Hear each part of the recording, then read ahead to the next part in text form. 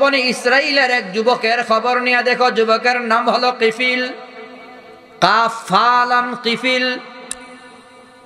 কিফিলের প্রতিবেশী একজন মহিলার স্বামী মারা গেছে।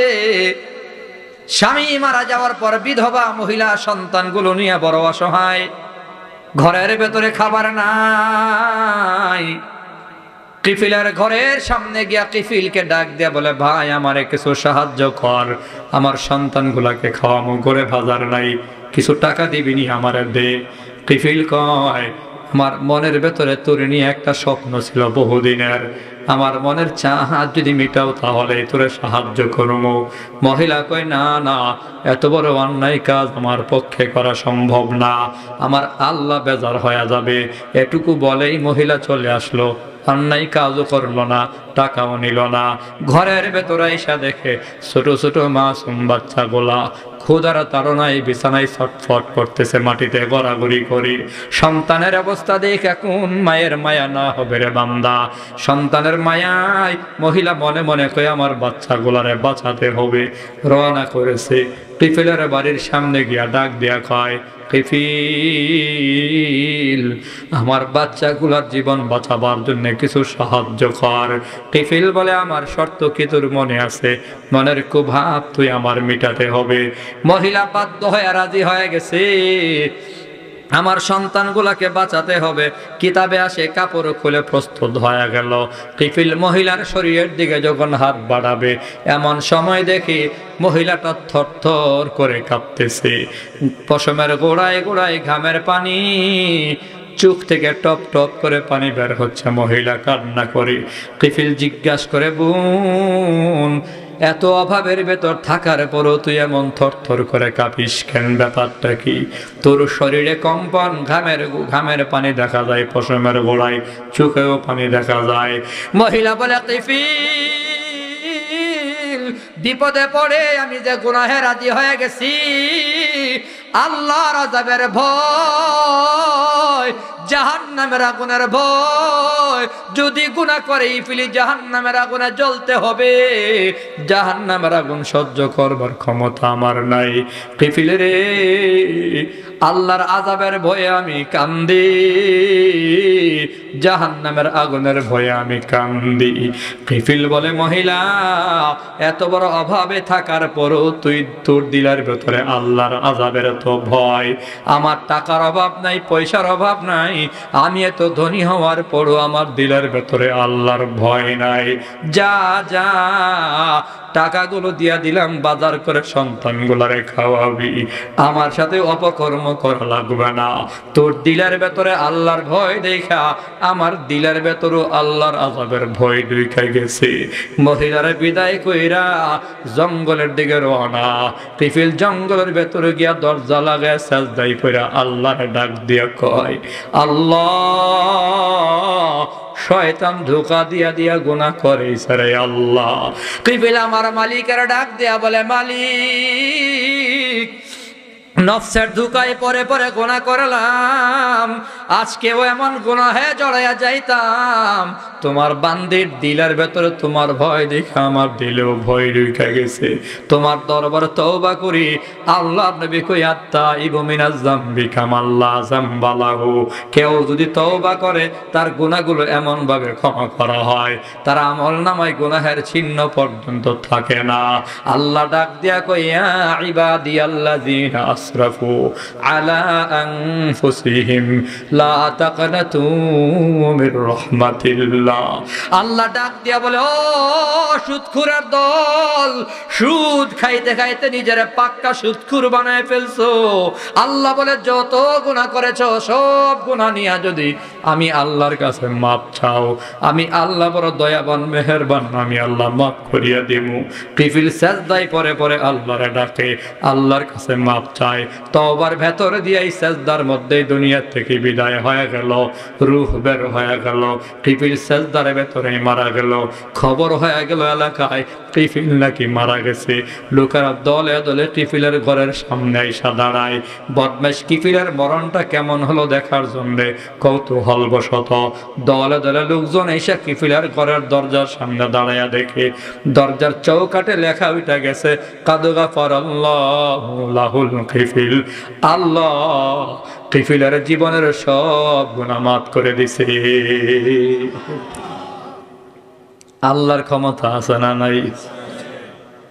আল্লাহ তাআলা বলে খাঁটি মুমিন কানে আল্লাহর জিকির আসবে তো আল্লাহর ভয়ে থরথর করে কাঁপতে থাকবে, গুনাহ করবে না। ওয়া ইযা তুলিয়াত আলাইহিম আয়াতুহু যাদাতুহুম ঈমানা। 2 নম্বর আল্লাহ বলে খাঁটি মুমিন বান্দার 2 নম্বর গুণ হবে কোরআন তেলাওয়াত যত করবে যত শুনবে ঈমান বাড়বে। তার মানে মুফাসসিরিনে কেরাম বলে কোরআন তেলাওয়াত আর কোরআনের বয়ানে মজা পাবে, মজা। খাঁটি মুমিন মজা পায়, মুনাফিকরা মজা পায় না। যার দরুন আগে মাহফিল হলে বাধা দিত, অনুমতির নামে ঘুরাইতো, মাহফিল হলে ষড়যন্ত্র করত, এরা মূলত কোরআনে মজা পাইতো না। না পাওয়ার কারণ হলো এদের ঈমানের ভেতরে ভেজাল। খাঁটি মুমিন বান্দার 2 নম্বর গুণ কোরআনের বয়ান ভাল লাগবে, কোরআনের তিলাওয়াত ভাল লাগবে, কোরআন তেলাওয়াতের ভেতরে মজা পাবে। বাস্তবেও কোরআন তেলাওয়াতে একটা মজা আছে না নাই? আছে। আসেনি মজা? গানের ভেতরেও মজা আছে, কিন্তু 1 2 বার 3 বার 4 বার শুনলে আর ভাল লাগে না। গানের সুর পাল্টাইলে আরো ভাল লাগে না। সেম যেই সুরে প্রথম আবিষ্কার হয় ওই সুরটা পাল্টায় যদি কোনো এক শিল্পী গান গায় তো গানটারে বিশ্রী লাগে। কিন্তু কোরআনের ভেতরে আল্লাহ এত মজা দিছে, হাজার হাজার হাজার বছর যাবৎ সূরা ফাতিহা ইমাম সাহেব তেলাওয়াত করে যত শুনে মজা তত বাড়ে। ঠিক না? তেলাওয়াতের সুর ঢং রং পাল্টাইলেও মজা বাড়ে। এক এক কারির তেলাওয়াতে এক এক মজা, কথা কয় না? রমজান মাসে হাফেজ সাহেবের আগে ওয়াক্তিয়া নামাজে এশার নামাজের ফরজে ইমাম সাহেব যখন তিলাওয়াত করে, ইমাম সাহেবের তেলাওয়াত ধীরে ধীরে হয়, ধীরে ধীরে হয় না, ইমাম সাহেব এভাবে তেলাওয়াত করে আলহামদুলিল্লাহি রাব্বিল আলামিন আর রহমানির রহিম মালিক ইয়াউমিদ্দিন ইয়্যাকা না'বুদু ওয়া ইয়্যাকা নাস্তাঈন ইহদিনাস সিরাতাল মুস্তাকিম সিরাতাল লাযীনা আন'আমতা আলাইহিম গায়রিল মাগদুবি আলাইহিম ওয়ালাদ-দাল্লিন। ইমাম সাহেব ধীরে ধীরে পড়ে না? হাফেজ সাহেব যখন সামনে যায় তখন মনে হয় যেন উপকূল এক্সপ্রেস, ঠিক না? সামনে গিয়ে দাঁড়ায় হাফেজ সাহেব তেলাওয়াত শুরু করছে আলহামদুলিল্লাহি রাব্বিল আলামিন আর রহমানির রহিম মালিকি ইয়াউমিদ্দিন ইয়্যাকা না'বুদু ওয়া ইয়্যাকা নাস্তাঈন ইহদিনাস সিরাতাল মুস্তাকিম সিরাতাল লাযীনা আন'আমতা আলাইহিম গায়রিল মাগদুবি আলাইহিম ওয়ালাদ-দাল্লিন। সূরা একটা ওই আগে পড়ছে ধীরে ধীরে, এখন পরে তাড়াতাড়ি। হাফেজ সাহেব সালাম ফিরে জিজ্ঞাসে গতি ঠিক আছে নি? একজন মুরব্বী কই পায়ে বড় ব্যথা, কোমরে বড় ব্যথা, গতি থাকলে আরো বাড়াও। মানে ধীরে ধীরে পড়লেও মজা, গতিতে পড়লেও মজা, আছে না নাই? আবার কারি সাহেবরা যখন জোরে টান দিয়ে তেলাওয়াত করে, কারি সাহেবদের তেলাওয়াত শুনেন নাই? وقال الذين كفروا لا تسمعوا لهذا القرآن। কারি শব্দের তেলাওয়াত মজা নেই, যাদের কণ্ঠ ভালো আরো মজা, ঠিক না? وقال الذين كفروا لا تسمعوا لهذا القرآن।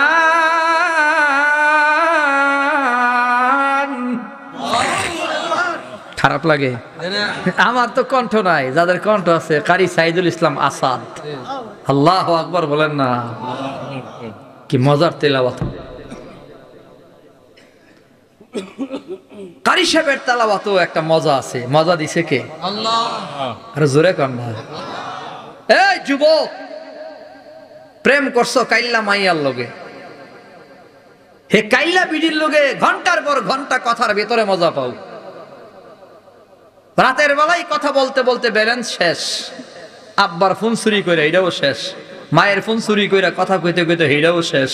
বন্ধুরে হোয়াটসঅ্যাপে কল দিয়া কয় ইন্টারনেটটাই শুধু আছে, ব্যালেন্স বলতে কিচ্ছু নাই, তাড়াতাড়ি টাকা পাঠা। কি এর লাইগা? কইস না, পাখি একটা পাইছি, কথা যত কই তত মজা। বন্ধু কই ছবিটা একটু সেন্ড কর। ইনবক্সে হোয়াটসঅ্যাপে দেখি ছবি পাঠাইছে, কই কি রে এটা দিয়ে কাইল্লার ঘরের কাইল্লা। কইস না, কাইল্লা হইলো জবর ভাল লাগে, আমার চুপ তোর কপালে লাগাইয়া দেখ কত মজা।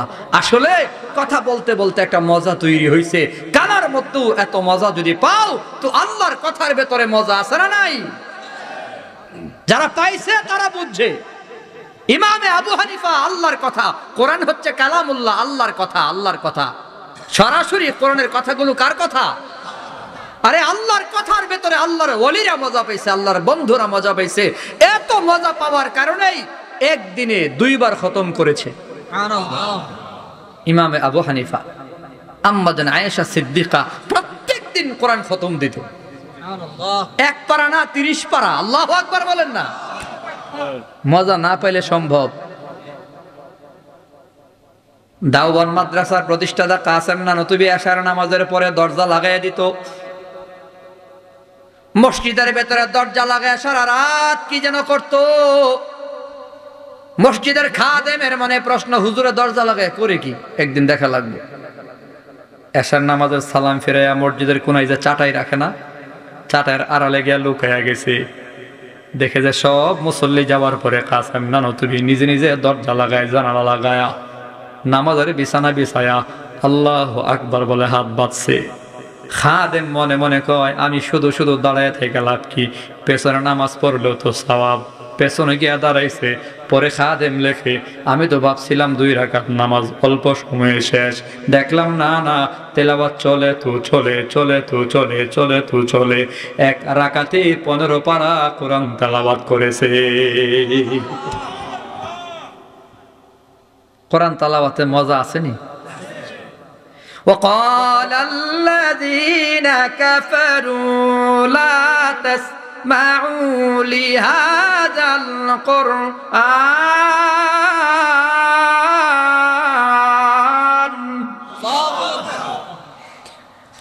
والغوا فيه لعلكم تغلبون।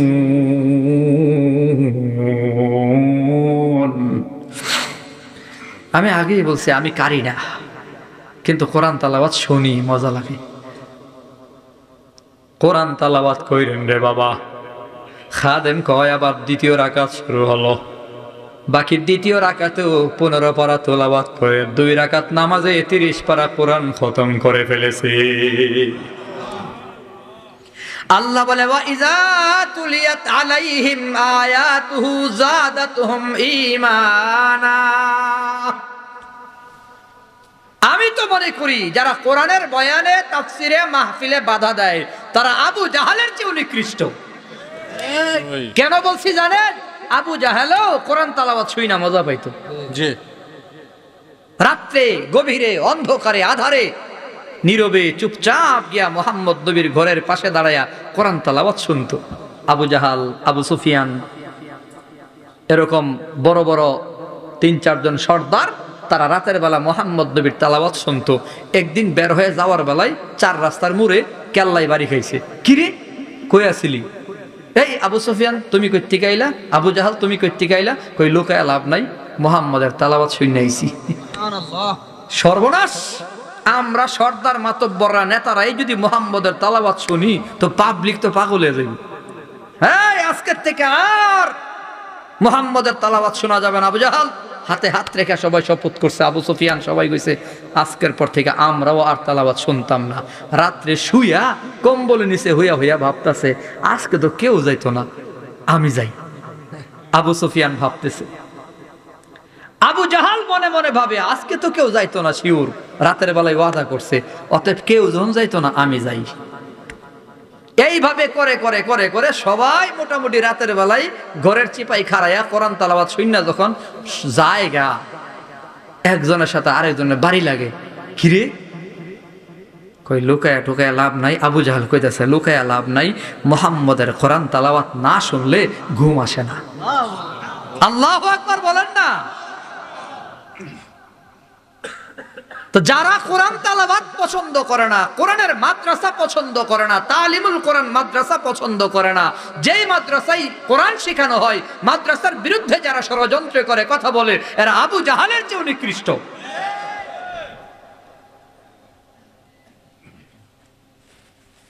খারাপ লাগতেছে আপনাদের?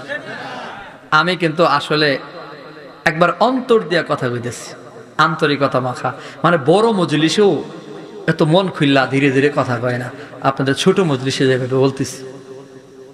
অনেক দূরে বাড়ি, ব্রাহ্মণবাড়িয়া। চলবে কিছুক্ষণ আরো? কোরআন তেলাওয়াতে মজা পাবে ইমানদার। আল্লাহ বলে খাঁটি মুমিনের 2 নাম্বার গুণ হবে কোরআন তেলাওয়াতে এসে মজা পাবে। জোরে কোন সুবহানাল্লাহ। শুধু কোরআন নিয়ে যদি কথা বলি অনেক পুরা রাত যাইব গা, এত মজা আছে কোরআনের ভিতরে। 3 নাম্বার আল্লাহ বলে ওয়া আলা রাব্বিহিম ইয়াতাওয়াক্কালুন। খাঁটি মুমিন ভরসা করবে একমাত্র কার উপর? আমার সন্তান মাদ্রাসায় পড়বে, রিজিকের মালিক কে? আল্লাহ। চাকরির মালিক কে? আল্লাহ। মাদ্রাসায় পড়াই না, স্কুলে পড়ামু, কলেজে পড়ামু, ডাক্তার হইব, ইঞ্জিনিয়ার হইব, ব্যারিস্টার হইব, দিন ধর্ম কোনোই শিখাইলাম না। এই কুলাঙ্গার সন্তান বোরাকালে মা বাবার বুকে লাথি মাইরা বৌনিয়া শহরে থাকে, আব্বা আম্মার খবর পর্যন্ত নেয় না। এমনও সন্তান আছে না নাই? সবার কথা কই না। ডাক্তার, ইঞ্জিনিয়ার, ব্যারিস্টার হওয়ার পরেও মা বাবার সাথে উত্তম আচরণ যারা করে, বুঝবেন কোরআনের সাথে তাদের একটা গোপন সম্পর্ক আছে। মাদ্রাসার সাথে গোপন সম্পর্ক থাকার কারণে দিন বুঝে। যারা দিন বুঝে তারা মা বাবার মনে কষ্ট দেয় না। আর শুধুমাত্র দুনিয়া শিখাইছে, দিনের কাছাকাছি নাই। এরা দিন থেকে দূরে, মানে আল্লাহ থেকে দূরে, মা বাপ থেকেও দূরে। অতএব শুধুমাত্র দুনিয়া কামানোর নেশাই যারা নিজের ছেলে মেয়েকে দুনিয়া শিখাও, দিন শিখাও না, কোরআন পড়াও না, হাদিস পড়াও না, কপালে লিখা রাখো বুড়াকালে বৃদ্ধাশ্রমে পয়রা মরবা, ছেলের কামাই খাওয়ার নসিব তোমার হবে না। আমরা দিন শিখছি, এজন্য আব্বারে মাসিক বেতন দেই।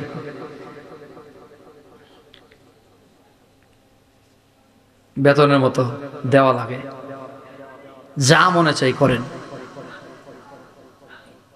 এই রাত 1টার সময় মাঝে মধ্যে ফোন দিয়া এই কথা কইতেই থাকবো, কথা শুনতে থাকি আব্বার লগে। আমি খুব সৈতাল করি আর কি, মজা করি। কালকে রাতে অনেক মজার সৈতাল হয়েছে। 1 ঘন্টা কথা কইছি। যে গেলাম আম্মা কই, হেরুমে ঘুমাই। আমি আপনার গুণ হইব তো? আপনি এক রুমে, আম্মা আরেক রুমে, গুণ হইব, তাড়াতাড়ি আম্মারা ডাকেন, কাছাকাছি থাকেন। দিন শিখার কারণে আব্বা আম্মার সাথে ভালো একটা বন্ডিং থাকে, মহাব্বতের সম্পর্ক থাকে। যেই সন্তানের ভেতরে দিন নাই, ওই সন্তান মা বাবার খবর নেয় না। এই জন্য সন্তানকে কোরআন পড়ান, হাদিস পড়ান, মাদ্রাসায় পড়ান। সন্তানের রিজিকের মালিক কে? মাদ্রাসায় পড়ে আমরা ঠগি নাই তো। ঠক যে মনে করেন আমার ভাইয়ের যেই গাড়ি আমারও সেই গাড়ি। ইজ্জত সম্মান আছে না নাই? খাবারও তো অভাব নাই। দৈনিক 3টা মাহফিল, 3 জায়গায় 3টা মুরগের রান, খাসি, গরু, হাঁস, কি খাইবেন আপনি? সাথে লন না খেলে। মাদ্রাসায় পয়রা কেউ ঠকে নাই। আহা, আমরা সুরুহাড়ু মানুষ, আল্লাহ পাক সম্মান দিছে। আমাদের চেয়ে বড় যারা শাইখুল হাদিস, ইবনে শাইখুল হাদিস আল্লামা মামুনুল হক যদি আপনার এলাকায় আসে, তো আপনি তো পেশাব করার জায়গা পাবেন না। সব জায়গায় মানুষ দিয়ে ভরা থাকবে, ঠিক না? সম্মান দিছে কে? মুফতি আমির হামজা আসলে মানুষের অভাব নাই। মির্জানুর রহমান আজহারি সাহেবরে কোন মাঠ দিবেন? বাংলাদেশে মাঠ নাই। কথা কয় না? সম্মান কে দিছে? আল্লামা দেলওয়ার হুসাইন সাইদি রহমাতুল্লাহি আলাইহি যখন বয়ান করত, তো কোনো মাঠে মানুষের জায়গা হতো না।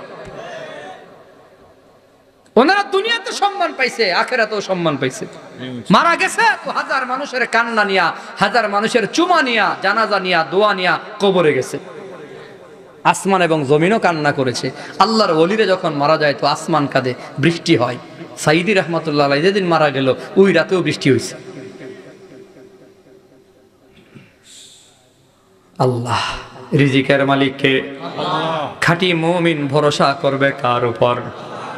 3 নাম্বার গুণ হবে খাঁটি মুমিন ভরসা করবে আল্লাহর উপরে। ওয়া মান ইয়াতাওয়াক্কাল আলাল্লাহি ফাহুয়া হাসবুহু। আল্লাহ বলে যে আমার উপর ভরসা করবে আমি আল্লাহ তার জন্য যথেষ্ট। ওয়া মান ইয়াত্তাকিল্লাহা ইয়াজআল লাহু মাখরাজা ওয়া ইয়ারযুকুহু মিন হাইসু লা ইয়াহতাসিব। প্রত্যেকটা গুণের বিষয়ে বিস্তারিত বলতে গেলে তো 5 দিন তাফসীর মাহফিল দেওয়া লাগবে। শুধু সংক্ষেপে বুঝেন। 1 নাম্বার গুণ আল্লাহর জিকিরে দিলের ভেতরে কম্পন হবে। 2 নম্বর গুণ আল্লাহর কোরআন তেলাওয়াতে মজা পাবে। 3 নম্বর গুণ সর্ব বিষয়ে ভরসা করবে কার উপরে? আল্লাহর উপরে। আল্লাযীনা ইউকিমুনাস সালাহ। আল্লাহ তাআলা বলে খাঁটি মুমিনের 4 নম্বর গুণ হবে নামাজ যথা নিয়মে যথা সময়ে 5 ওয়াক্ত নামাজ জামাতে আদায় করবে। নামাজের ব্যাপারে গাফেল হবে না, নামাজের ব্যাপারে যত্নবান হবে। দোকানদারি পড়ে, রিক্সা আমার পড়ে, সিএনজি চালাবো পড়ে, কাজকর্ম পড়ে, নামাজ হবে আগে। ইজা কুদিয়াতিস সালাহ ফান্তাশিরু ফিল আরদ। আগে নামাজ পরে কাজ। বলেন আগে কাজ না আগে নামাজ? আগে নামাজ। নামাজ আগে না কাজ আগে? নামাজ আগে। বান্দা দোকান খুলবা পরে নামাজ পড়বা আগে। আজান হয়ে গেছে দোকান বন্ধ, আজান হয়ে গেছে দোকান বন্ধ, আজান হয়ে গেছে সিএনজি বন্ধ, আজান হয়ে গেছে বাস বন্ধ, ট্রেন বন্ধ, আজান হয়ে গেছে সমাবেশ মিটিংও বন্ধ। কিছু নাফরমান নেতা আছে আজান হয় বক্তব্য দেয়, সমাবেশ চলে নামাজের খবর নাই। এমন নাফরমান নেতারা ঘুরে ফিরে সংসদে যাবে আর দেশের টাকা চুরি করে বিদেশে পাঠাবে। আজান বিরোধী নামাজ বিরোধী কোনো নেতাকে আর সংসদে পাঠানো যাবে? খেয়াল থাকতে হবে। ইসলাম বিরোধী মাদ্রাসা বিরোধী কোনো নেতার পক্ষে থাকা যাবে? সোনার বাংলা, সবুজ বাংলা, বহুত বাংলা দেখছেন, এবার দেখতে হবে আজানের বাংলাদেশ, ইসলামের বাংলাদেশ। প্রস্তুত থাকেন সবাই। আল্লাহ আমাদের কবুল করেন, সবাই বলে আমিন। আমিন। বলতেছিলাম মুসলমান বাবারা ভাইয়ার আমার, আগে কাজ নাকি আগে নামাজ? রিক্সাওয়ালা ভাই যদি মনে করো গরিব মানুষ, অর্থের অভাবে ঠিক মতো নামাজ আদায় করতে পারে না, হুজুর একটু দেরি হয় মাঝে মধ্যে মাসালা জিগায়। দোকানদার ভাই কাস্টমার আইছে তো দোকান বন্ধ করতে চায় না। হুজুর ফুটপাতে কোন রকম দোকানদারি করি, দোকান ফালায় নামাজ আদায় মুগা, কাস্টমার পামু কই? না না, নামাজের ব্যাপারে কোনো যুক্তি নাই। কাজ পড়ে নামাজ আগে। আপনি আমি কেমন গরিব, নবীর সাহাবীদের গরিবী হালাতের খবর নিয়ে দেখেন। নবীর একজন সাহাবী তলহা রাদিয়াল্লাহু আনহু তার নাম। তলহা প্রত্যেক দিন ফজরের নামাজে সবার পরে মসজিদে আসে, সবার আগে চলে যায়, সবার পরে এসে জামাতে দাঁড়ায়, সবার আগে আগে মসজিদ থেকে বের হয়ে চলে যায়। সাহাবায়ে কেরাম গুঞ্জন করে করে করে করে নবীর কান পর্যন্ত খবর পৌঁছে দিল, নবীর কানে গেছে আমার সাহাবী তলহা সবার পরে এসা সবার আগে যায়, ব্যাপারটা কি? সাহাবীরা তলহা যদি আসে তো আমার খবর দিও, সে যেন আমার সাথে দেখা করে যায়। ফজরের নামাজের সময় তলহা রাদিয়াল্লাহু আনহু আসছে। একজন সাহাবী কয়, তলহা রে, নবী তোমার স্মরণ করেছে, ফজর নামাজের পর বসবা, নবীর সাথে দেখা করে যাবা। নবী সালাম ফিরাইয়া সর্বপ্রথম তলহাকে ডাক দেয়া কয়, তলহা আস আমার কাছে আয়। কি ব্যাপার তলহা রে, তুই কি আমার কোনো কথায় কষ্ট পেয়েছিস নাকি? আপনার আমার নবী বলে, তলহা দুই কান দিয়া গভীর মনোযোগ দিয়া শুনো রে মুসলমান বাবারা। ও তলহা, আমি নবীর কোনো কথাই তুমি কি কষ্ট পেয়েছো? তোমার মনে কোনো কষ্ট আছে নাকি? আমার কোনো আচরণে তুমি কি আঘাত পাইছো? তলহা চোখের পানি ছেড়ে কান্দে আর বলে, নবী গো, আমার জান এবং জীবন আপনার জন্য কুরবান। আল্লাহর কসম, আল্লাহর কসম, আপনার কোনো আচরণে আমার মনে কোনো কষ্ট নাই, আপনার কোনো কথাই আমি কষ্ট পাই নাই। আমার নবী কেমন আদব শিখাইছে। তলহারে জিগাইল না, তোমার কোনো সমস্যা নাকি? কইছে আমার কোনো সমস্যা নাকি বলো? তালহা বলে নবী না না, আপনার কোনো সমস্যা নাই। তাহলে জানবার চাই ফজর নামাজে সবার পরে তুমি মসজিদে আসো, আমি তোমারা দেখি না। নামাজে হাত বাঁধার পর তুমি আইসা পেছনে দাঁড়াও, সালাম ফিরানোর সাথে সাথেই তুমি চলে যাও, তোমার আমি দেখি না। সবার পরে আইসা সবার আগে আগে চলে যাও কেন? তালহা চোখের পানি ছেড়ে কান্দে আর কয়, নবী গো, আমার সংসারটা বড় গরিব সংসার, এক কাপড় দিয়া জামাই বউ দুইজনের নামাজ আদায় করি, একটা মাত্র কাপড়, ঘরের ভেতরে একটা মাটির গর্ত আছে, ওই মাটির গর্তের ভেতর আমার বিবির আমি রাইখা ওই কাপড়টা পরিধান করে মসজিদে আসি গো নবী। আমি নামাজ পড়া সালাম ফিরাইয়া দ্রুত দৌড়ে যাই, আমি গেলে পরে আমার বিবি এই কাপড় দিয়ে নামাজ আদায় করে আমি গর্তের ভেতর ঢুকে যাই। একটা কাপড় যে যদি আমি দেরি করে যাই তো সূর্য উঠা যাবে, আমার বিবির নামাজটা কাজা হয়ে যাবে। নামাজ যেন কাজা না হয়, আমার যেন জামাত না ছুটে গো নবী। আমি এক কাপড়ে সংসার চালাইয়ার জন্য পরে আসি আর আগে যাই। আমার বিবি চোখের পানি ছেড়ে ছেড়ে কান্দার কইতল, এরপরও তুমি এত বড় নামাজি, নামাজের সাথে তোমার এমন সম্পর্ক, আল্লাহ আমারা জানাইয়া দিছে, নবী জানাইয়া দেন, আমার তলহা জান্নাতের মেহমান। অতএব মুসলমান নামাজ আগে কাজ হবে পরে, নামাজের ব্যাপারে গাফেল হওয়া যাবে না। যুবক বাইরে পায়ে ধরে বলবো, ক্রিকেট খেলো কোনো বাধা নাই, নামাজের সময় নামাজে দাঁড়াও। ফুটবল খেলো কোনো বাধা নাই, নামাজ আগে নামাজে দাঁড়াও। যাই করো না করো, নামাজের ব্যাপারে মজবুত হয়ে যাও। জানোনি কেন নবী কয়, মান তারাকা সালাতা ফাকাদ কাফার, যে নামাজ ছেড়ে দিল সে কাফের হয়ে গেল। মান আকামাস সালাতা ফাকাদ আকামাদ দ্বীন, যে নামাজ কায়েম করলো সে দিনের কায়েম করলো। অতএব এক ওয়াক্ত নামাজও বাদ দেওয়া যাবে না। যুবক নামাজে দাঁড়াও, আল্লাহ তোমার কাছে 24 ঘন্টা চাই না রে বান্দা। আল্লাহ আপনার আমার কাছে মাত্র 2 ঘন্টা চাইলো। ফজরের নামাজে তুমি আধা ঘন্টা দিয়া দাও, ওরে মুসলমান জোহরের নামাজে আধা ঘন্টা দিও, 1 ঘন্টা। আসর নামাজে 10 মিনিট, মাগরিবে 10 মিনিট, এশার নামাজে কিছু সময়, ধরে নিলাম ওযু সহ 5 ওয়াক্ত নামাজে 2 ঘন্টা আল্লাহরে দিবা। আরো 22 ঘন্টার ভেতরে 8 ঘন্টা তুমি ঘুমাও, 6 ঘন্টা ঘুমাও, 7 ঘন্টা ঘুমাও, বিকালে খেলাধুলা করো, সন্ধ্যাবেলা তুমি রাজনীতি করো, সারাদিন দোকানদারি করো, রাতের বেলা ঘুমাও, শ্বশুর বাড়ি বেলাও, বিবি বাচ্চারা সময় দাও বান্দা। তুমি তোমার কাজ কাম নিয়ে পড়ে থাকবা, আল্লাহরে শুধু 2 ঘন্টা দিবা। নবী বলেন 2 ঘন্টা যদি আল্লাহরে দিতে পারো, বাকি 22 ঘন্টা দুনিয়ার কাজই করবা, তোমার কাজই করবা বান্দা। যদি গুনাহ না করো, ওই কাজগুলার বিনিময়েও তোমার আমল নামাই নামাজের লেখি লিখে দেওয়া হবে। 24 ঘন্টায় নামাজের নেকি। এশার নামাজ জামাতে পয়রা যে ঘুমাইলো, ফজরের নামাজ জামাতে যে পড়লো, সারা রাত ঘুমাইলো না, আদালতে লেখা থাকবে সারা রাত সে নামাজ পড়েছে। আল্লাহু আকবার বলেন। ও মুরব্বী বাবা, ছেলে মেয়েদের 5 নম্বর গুণ, ওয়া মিম্মা রাযাকনাহুম ইউনফিকুন। শেষ। আল্লাহ তাআলা বলে খাঁটি মুমিনের 5 নম্বর গুণ, 5 গুণের 5 নম্বর গুণ, আল্লাহর দেওয়া সম্পদ আল্লাহর রাস্তায় খরচ করবে। সম্পদ দিয়েছে কে? দিয়ে ধন দেখে মন কেড়ে নিতে কতক্ষণ? আল্লাহর দেওয়া সম্পদ আল্লাহর রাস্তায় খরচ হবে। ইজা মাতাল ইনসান ইনকাতা আমালুহু ইল্লা মিন সালাসা। মানুষ যখন মারা যায়, মানুষ মারা গেলে সব আমলের দরজা বন্ধ হয়, 3টা দরজা খোলা থাকে। 1 নম্বর সাদাকাতিন জারিয়া। আল্লাহু আকবার বলেন। মারা গেলে নেক আমল যাওয়ার রাস্তা সব বন্ধ, 3টা খোলা। 1 নম্বর নবী কই সাদাকায়ে জারিয়া।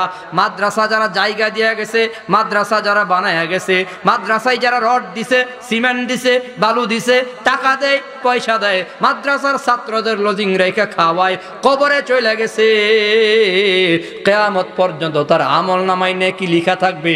নবী বলে হাসরের দিন আশ্চর্য হয়ে যাবে, বান্দারে আল্লাহ জান্নাতি বলবে, নেক আমলের অভাব নাই, বান্দা নিজেই অবাক হয়ে বলবে, আল্লাহ এত নেক তো আমি করি নাই। কই করছো, একটা ভালো কাম করছো।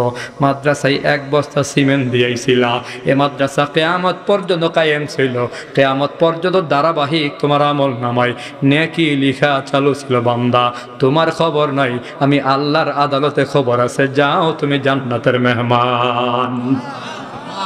হাদিস সহিহ, সাদাকাতিন জারিয়া, সাদকায়ে জারিয়া চালু থাকে। বহু লোক এমন। আমি কিছুদিন আগে একটা মাহফিল করেছিলাম বরুড়াতে, কুমিল্লা বরুড়া। গিয়ে দেখলাম মাদ্রাসার বিশাল এরিয়া। জিজ্ঞাসা করলাম এত বড় এরিয়া? কই হুজুর, একজন সিনেমার প্রযোজক ছিল, সেই মাদ্রাসার এরিয়াটা দান করছে। আজীব ব্যাপার। কই শেষ সময়ে তার দিলের ভেতর একটা ধাক্কা লাগছে। হাই জিন্দিগি আমি কোথায় কাটাইলাম। সেই ধাক্কার পরে দাওয়াতে তবলিগের চিল্লাই বের হইয়া এখন আল্লাহর ওলি হয়ে গেছে। এই মাদ্রাসাটা কইরা মারা গেছে। এলাকার লোকে নাকি স্বপ্ন দেখছে এই লোকটা জান্নাতের ভেতর ঘুরতেছে। রাসূল হাদিসে বলে গেছে, খাতামা বিল খাইর, যার নসিব হয়ে যাবে তার কপাল বড় ভালো। সারা জীবন হয়তো সে গুনাহ করেছে, শেষ সময়ে সাদাকায়ে জারিয়া, একটা গাছ লাগাইয়া গেছিল 4 রাস্তার মোড়ে, মানুষের ছায়া নেয়। একটা টিউবওয়েল বসাইয়া গেছিল, মানুষ পানি পান করে। একটা কূপ খনন করছিল, মানুষ এখান থেকে পানি নেয়। একটা এমনই যে কোনো একটা কিছু কইরা গেছে যেটা সব সময় চালু থাকে। কিয়ামত পর্যন্ত গাছটা ছিল, কিয়ামত পর্যন্ত টিউবওয়েলটা ছিল, কিয়ামত পর্যন্ত মাদ্রাসা মসজিদ ছিল। ওই যে যাওয়ার বেলায় জায়গা দিয়ে গেছে, আল্লাহ তাআলা তারে জান্নাত দিয়ে দিছে। আল্লাহর দেওয়া সম্পদ আল্লাহর রাস্তায় খরচ করবো না ইনশাল্লাহ। ইনশাআল্লাহ। রাজি আসেনি? মনে মনে করতেছে আমি আবার কালেকশন করি। না না, কালেকশনের লাগি না, পয়েন্ট আসছে এজন্য বলছি।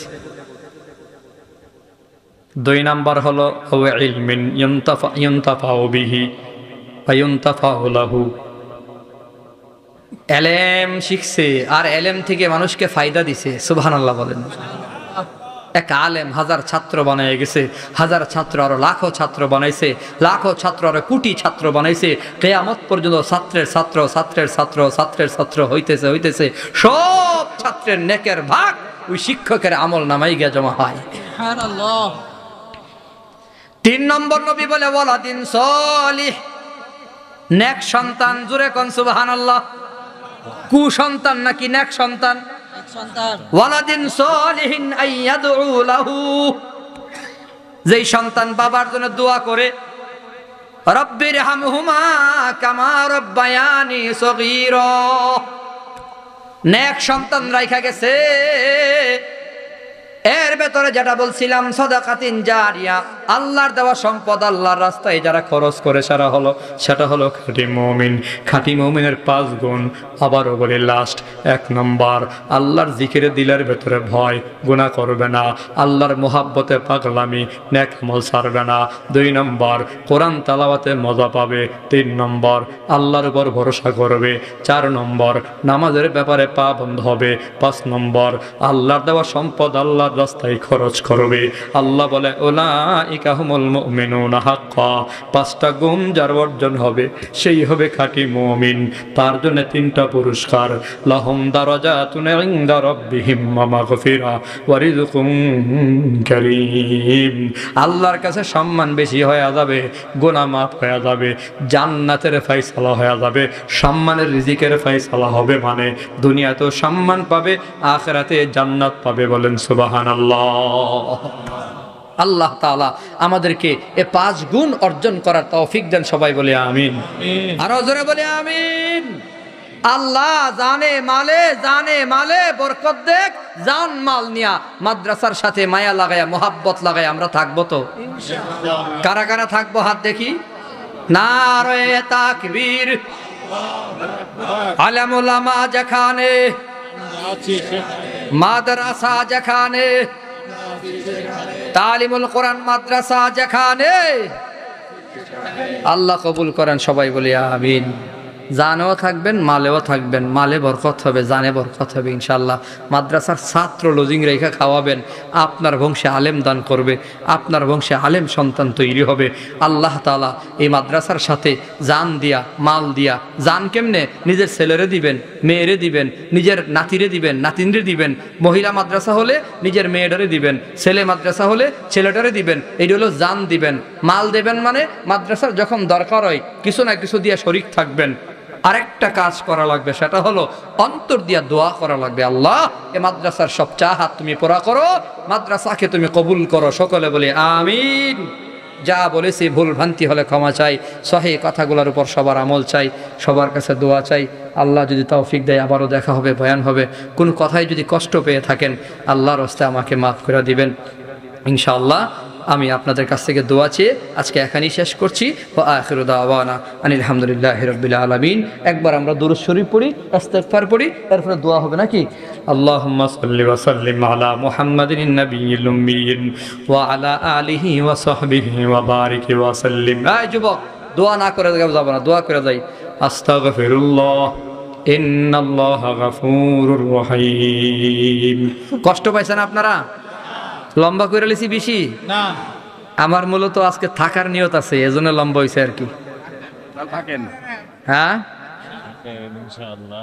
কয় আরো বলো 2 ঘন্টা করতাম, আর 2 ঘন্টা করলে যাইব গা। আবার আগামী তারিখে, এখন 17 তারিখে দাওয়াত রাখছি, 18 তারিখে বয়ান তো আরেক জায়গায়, আরেকদিন হবে ইনশাআল্লাহ। দোয়া করি। বিসমিল্লাহির রহমানির রহিম। রব্বানা যালামনা আনফুসানা ওয়া ইল্লাম তাগফির লানা ওয়া তারহামনা লানাকুনান্না মিনাল খাসিরিন। রব্বানা আতিনা ফিদ দুনিয়া হাসানাতাম ওয়া ফিল আখিরাতি হাসানাহ ওয়া কিনা আযাবান নার। আল্লাহুম্মা ইগফির লানা ওয়া লিওয়ালিদাইনা রাব্বিরহামহুমা কামা রাব্বায়ানি সগীরা। রাব্বিরহামহুমা কামা রাব্বায়ানি সগীরা। আল্লাহুম্মা তাকাব্বাল হাযিহিল মাদ্রাসাতা বিকবুলিন হাসান। আয় আল্লাহ, এই মাদ্রাসা কবুল আর মঞ্জুর করিয়া নাও। আমরা যারা হাত উঠাইছি জিন্দিগির সমস্ত গুনাহগুলি মাফ করিয়া দাও, বেগুনা মাসুম বানাইয়া দাও। জানা বাজানা শিরকি বেদাতি ইচ্ছায় অনিচ্ছায় যত গুনাহ করেছি সব গুনাহ থেকে মাফ চাই। আয় আল্লাহ, আমাদের সবাইকে মাফ করিয়া দাও। আয় আল্লাহ, এই মাদ্রাসার যত চাহা তুমি তোমার গাইবী খাজানা থেকে পুরা করিয়া দাও। মাদ্রাসার অভাব দূর করিয়া দাও। আয় আল্লাহ, মাদ্রাসার ছাত্রগুলারে কবুল মঞ্জুর করিয়া নাও। ওলামায়ে কেরাম, আসাতিজায়ে কেরামদের মেহনতকে আল্লাহ কবুল করিয়া নাও। মাদ্রাসা মসজিদের জায়গা জমিন দিয়া যারা কবরে ঘুমায় গেছে, ও রব, তাদের কবরগুলোকে জান্নাতের টুকরা বানাইয়া দাও। আয় আল্লাহ, জায়গা জমিন দেনাওয়ালাদের পরিবার পরিজন সবাইকে কবুল মঞ্জুর করিয়া নাও। যারা বেঁচে আছে হায়াতে তৈয়বা দান করিয়া দাও। মাদ্রাসার সাথে টাকা পয়সা দিয়া, দোয়া দিয়া যারা সম্পর্ক কইরা রাখে, আয় আল্লাহ, মুহাব্বতের সম্পর্ক জান্নাতে যাওয়ার উসিলা বানাইয়া দিও। আয় আল্লাহ, আমরা যারা হাত বাড়াইছি অন্তর্যামী মাওলা কার মনে কি চায় আল্লাহ তুমি জানো। প্রত্যেকের চাওয়া আল্লাহ পুরা করিয়া দিও। অভাবীদের অভাব দূর করিয়া দিও। ঋণগ্রস্তের ঋণ আদায় করবার তৌফিক দিও। চিন্তা পেরেশানি দূর করিয়া দিও। যার ছেলে হয় না, মেয়ে হয় না, ছেলে মেয়ে দিও। যাদের বিয়ে হয় না, বিয়ের ব্যবস্থা করিয়া দিও। বিদেশের বাড়িতে যাবে, বিদেশ যাওয়ার তৌফিক দিও। চাকরিজীবীদের চাকরিতে বরকত দিও। আল্লাহ, পড়াশোনা করে ছেলে মেয়েগুলারে পড়াশোনায় মনোযোগ বাড়াইয়া দিও। আয় আল্লাহ, আমাদের ছেলে মেয়েগুলাকে দিনদার মুত্তাকি পরহেজগার বানাইয়া দিও। আয় আল্লাহ, আমরা যারা হাত তুলছি রে মালিক, আমাদের প্রত্যেকের দোয়া তুমি কবুল করিয়া নিও। আমাদের আমলগুলো কবুল করিয়া নিও। খাঁটি মুমিন হওয়ার তৌফিক দিও। ও রব্বে করিম, তাকায় দেখো কার আব্বা নাই, অন্ধকার কবরে ঘুমায় গেছে। আল্লাহ, সন্তান তার আব্বারা দেখে না কতদিন। আব্বা আব্বা কয়া ডাকে না। আব্বার ঘর আছে, আব্বা নাই। আব্বার জায়গা জমিন আছে, আব্বা নাই। আব্বাই যে খাটে ঘুমাইতো করে খাট আছে, আব্বা কবরে ঘুমায় গেছে। আয় আল্লাহ, এতিম হয়ে অন্ধকার কবরে আব্বা ঘুমায়, সন্তান তার আব্বারে দেখে না, আব্বা আব্বা কয়া ডাকে না রে মালিক। ও দয়ার আল্লাহ, মায়ার আল্লাহ, এতিম আব্বা গুলার কবরকে জান্নাতের টুকরা বানাইয়া দাও। তাকায় দেখো কারমা দুঃখিনী অন্ধকার কবরে ঘুমায় গেছে। কতদিন হয়ে গেল আম্মারে দেখে না, আম্মা আম্মা কয়া ডাকে না রে মালিক। অন্ধকার ঘর সব পিছুর ঘরে মা একা একা ঘুমায়।